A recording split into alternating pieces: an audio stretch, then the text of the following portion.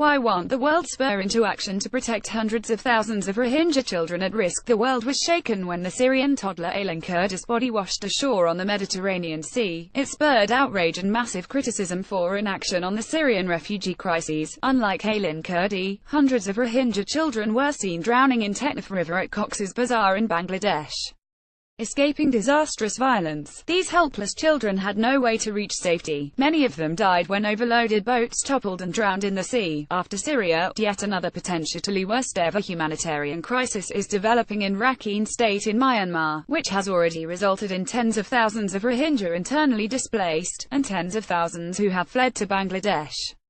This is indeed a humanitarian disaster in a major exodus of hundreds of thousands of Rohingya Muslims, where at least 60% are children. The discrimination and deprivation of the Rohingya started right after British colonialism formally ended in the region in 1948.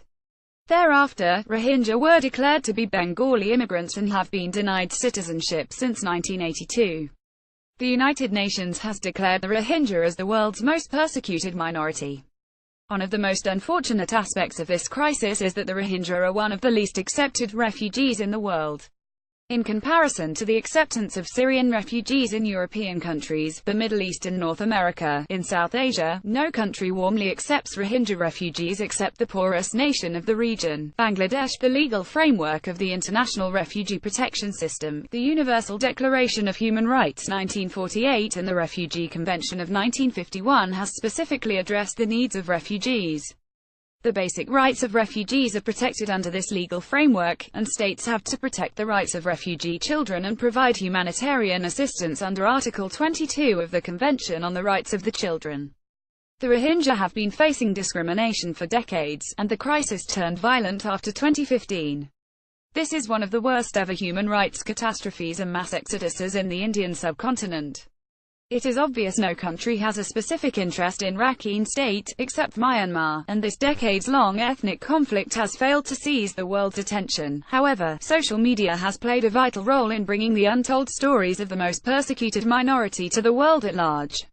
Finally, 2 months before the United Nations General Assembly in 2017, the international community woke up and raised concerns about the mass migration of the Rohingya community to Bangladesh.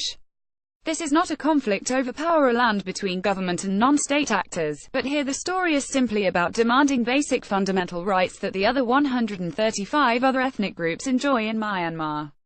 Forcefully dragged out from Rakhine State, Rohingya have no place to live and nowhere to go. The only thing left for Rohingyas is hope. They need us to get them out of this.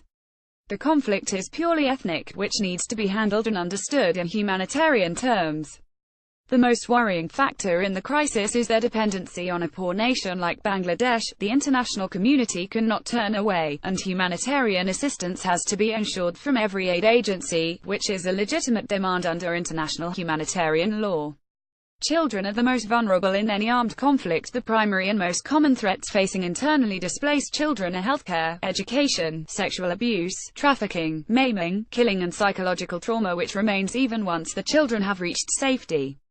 UNICEF has identified that 1,800 children, Bangladeshi officials say the number is closer to 6,000, have fled Myanmar without their parents.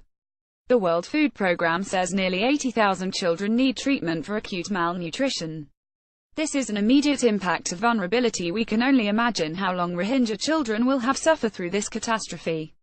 I could not control my emotions when I saw the horrifying pictures of unclothed children in Cox's Bazar, Bangladesh.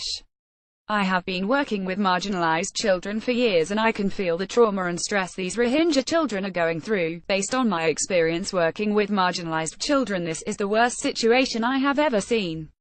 The exposure to violence and insecurity will have severe psychological impact on their cognitive development. I grew up in conflict-ridden Kashmir, which gives me a clear picture of how conflict and violence can burn an image in a children's mind and can lead to prolonged psychological effects among children. A holistic and comprehensive approach is needed to respond to the Rohingya refugee crises. Humanitarian aid agencies need to work at the grassroots level to address acutely malnourished children, provide safe drinking water, food, medicines and most importantly education. During emergencies, education can help children to overcome stress and trauma and make them resilient by involving them in different child-friendly activities. Humanitarian aid workers need to work tirelessly for the most vulnerable of the Rohingya and prevent them from becoming a lost generation. The international community needs to intervene with assistance and encourage aid agencies to dedicatedly step in with a strong mandate to provide humanitarian assistance for this persecuted minority. Disclaimer: the viewpoints expressed by the authors do not necessarily reflect the opinions, viewpoints and editorial policies of TRT World. We welcome all pictures and submissions to TRT World Opinion. Please send them via email to opinion.editorial@tretworld.com.